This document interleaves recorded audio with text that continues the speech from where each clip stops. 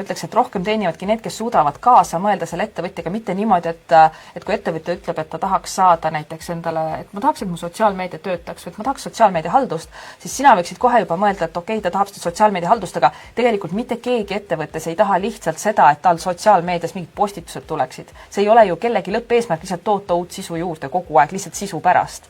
Nende lõppeesmärk on ikkagi saada rohkem nähtavust ja see nähtavus peaks lõpuks minema siis tema müükidesse.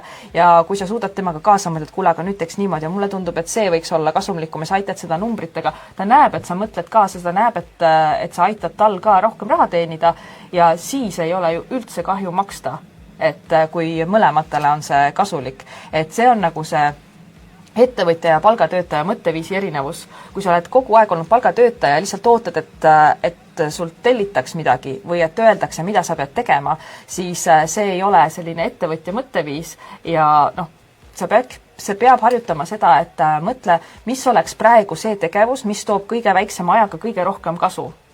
Nii mulle kui siis ka sellele, kellele ma seda tööd teen ja siis sa oled kasulik töötaja ja selliseid töötajaid ja nagu allhankjaid või neid soovitatakse edasi ja nendest ei taheta vabaneda. Kui siis on need, kes lihtsalt ootavad, et neile mingit tööd antaks või siis lihtsalt teevad mingit lõiku, sest et nii on ju kogu aeg tehtud.